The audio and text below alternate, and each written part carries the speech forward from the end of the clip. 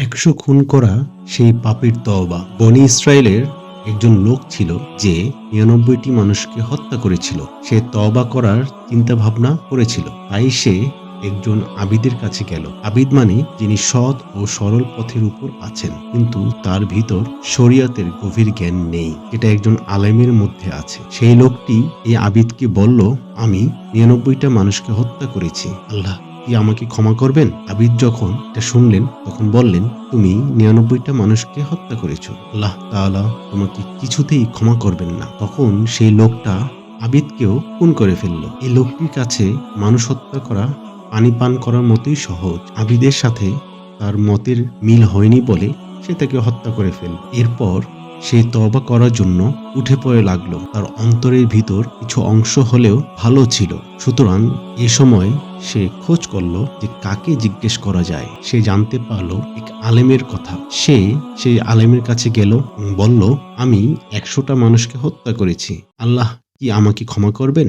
আলেম তাকে বললেন, হ্যাঁ, তোমার আশা আছে। তুমি যদি তওবা করো তাহলে আল্লাহ তা গ্রহণ করবেন। যদিও বা তুমি 100টি মানুষকে হত্যা করেছো, যদি আল্লাহ তোমার জন্য তওবার দরজা খুলে রাখেন, তবে কে তোমাকে তা থেকে প্রতিরোধ করবে? আলেম আরো বললেন, তোমাকে এই শহর ছেড়ে অন্য জায়গায় চলে যেতে হবে। এটা হলো খারাপ একটা শহর। আমি চাই যে তুমি এই শহর ছেড়ে অন্য শহরে যাও, যেখানে এমন সব লোকেরা রয়েছে যারা আল্লাহর ইবাদত করে, ফলে তুমি তাদের সাথে ইবাদত করতে পারবে। আলেম বুঝতে পেরেছিলেন যে এই লোকটি যতক্ষণ এই শহরে থাকবে ততক্ষণ পর্যন্ত সে পাপ কাজ করতেই থাকবে, যদিও বা সে তওবা করে, কারণ সে খুন করার প্রতি আকৃষ্ট হয়ে গেছে। ঠিক একজন ড্রাগ এডিক্টেডের মতো। যতক্ষণ পর্যন্ত একজন নেশাগ্রস্ত ব্যক্তি সেই একই পরিবেশ, একই সঙ্গ এবং একই গ্রুপের মধ্যে থাকবে, যদিও বা সেই ব্যক্তি তওবাও করে, তারপরেও সে একই কাজ করতে থাকে। তাকে পরিবেশ বদলাতে হবে, কারণ তার চারপাশে সবকিছু সেই নেশার সাথে সম্পর্কিত। যখনই ড্রাগ ডিলার, যার কাছ থেকে সে ড্রাগ কিনতো, তার সাথে সাক্ষাৎ হলে সেটা ড্রাগের কথা মনে করিয়ে দিবে। যে বন্ধুর সাথে নেশা করা হতো, তার সাথে দেখা হলে ড্রাগের কথা মনে পড়বে। একই ঘটনা ঘটে যায় মদ খাওয়ার ক্ষেত্রেও। যারা মদ খায়, মদের বোতল দেখলেই তাদের মদ খাওয়ার কথা মনে পড়ে যায়।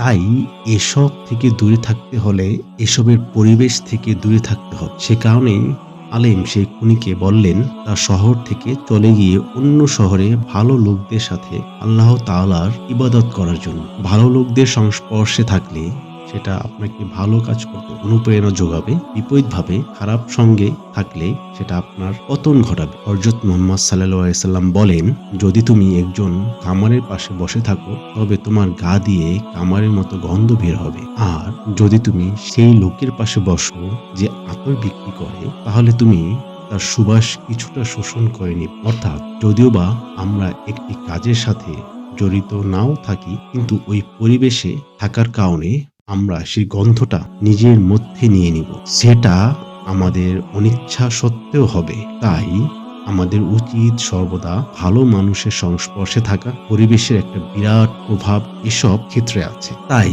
সেই আলেম তাকে তার শহর থেকে অন্য শহরে যেতে বলেছিলেন। তার কথা মতো সেই লোক অন্য শহরের দিকে রওনা দিল, কিন্তু আল্লাহর ইচ্ছা মাফিক সেই লোকটি সেই শহরে পৌঁছানোর আগেই মারা গেল। যখন সে মারা গেল তখন মৃত্যুর ফেরেশতারা তার রূহ কবজ করার জন্য আসলেন। যখন একজন ভালো লোক মারা যায় তখন রহমতের ফেরেশতা তার রূহ কবজ করতে আসেন, আর যখন একজন খারাপ লোক মারা যায় তখন শাস্তির ফেরেশতা তার রূহ কবজ করতে আসে। কিন্তু যেহেতু এই ক্ষেত্রে পরিস্থিতি পরিষ্কার ছিল না, তাই দুই ধরনের ফেরেশতাদের দলই আসলেন তার রূহ কবজ করার জন্য, এবং সেখানে একটা বিতর্ক জন্ম নিল।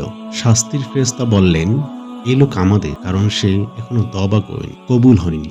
তার সদিচ্ছা ছিল, কিন্তু সে সেখানে পৌঁছাতে পারেনি। রহমতের ফেরেশতা বললেন, না, সে তওবা করেছে, সে সেই শহরে যাওয়ার জন্য রওনা দিয়েছে। তো দুই দলের ফেরেশতাই বিতর্ক করছিল যে কারা সেই ব্যক্তির রূহ নিবে। তাই আল্লাহ তাআলা এই বিতর্ক দূর করার জন্য তাদের কাছে আরেকজন ফেরেশতা পাঠালেন। তিনি তাদের বললেন, সে যেখানে মারা গিয়েছে সেখান থেকে উভয় শহরের দূরত্ব পরিমাপ করো। যদি তোমরা তাকে তার নিজের শহরের কাছে পাও তবে সে জাহান্নামী, আর যদি সে অন্য শহরের পূর্ববর্তী হয়ে থাকে তবে সে জান্নাতি। হযরত মুহাম্মদ সাল্লাল্লাহু আলাইহি সাল্লাম বলেন, প্রকৃতপক্ষে সে নিজের শহরের নিকটবর্তী ছিল, তাহলে তার স্থান কোথায় হবে? জাহান্নাম। কিন্তু মুহাম্মদ সাল্লাল্লাহু আলাইহি সাল্লাম বলেন, আল্লাহ তাআলা জমিনকে নির্দেশ দেন তার এবং তার নিজের শহরের মধ্যকার দূরত্বকে বিস্তৃত করা এবং তার ও অন্য শহরের মধ্যকার দূরত্বকে সংকীর্ণ করার জন্য। অর্থাৎ তার দেহ মনে হবে ভালো শহরের কাছে, কিন্তু সে মারা গেছে নিজের শহরের কাছে। যখন ফেরেশতারা মাপতে আসলেন তখন তারা সেই ব্যক্তিকে অন্য শহরের দিকে নিকটবর্তী পেলেন এবং আল্লাহ তাআলা তাকে ক্ষমা করলেন এবং তাকে জান্নাতবাসী করলেন। সহিহ বুখারী হাদিস নাম্বার 34 বই নম্বর 60 এর 137। আল্লাহ যদি চাইতেন তাহলে তিনি ওই ব্যক্তিকে ভালো শহরের নিকটে মৃত্যু দিতে পারেন, কিন্তু তিনি তা করেন। তিনি কেন তাকে তার নিজের শহরের দিকে বেশি নিকটবর্তী করে মৃত্যু দিলেন? কারণ তিনি আমাদের দেখাতে চেয়েছেন যে তিনি কতটা আগ্রহের সাথে ওই ব্যক্তিকে ক্ষমা করতে চান। আমাদের শুধু আল্লাহ সুবহানাহু ওয়া তাআলার কাছে ক্ষমা চাইতে হবে, তওবা করতে হবে, বাকিটা আল্লাহ তাআলাই জানেন। কিন্তু সেই তওবা হতে হবে মন থেকে, পুনরায় সেই পাপ না করার দৃঢ়তা নিয়ে। আমিন।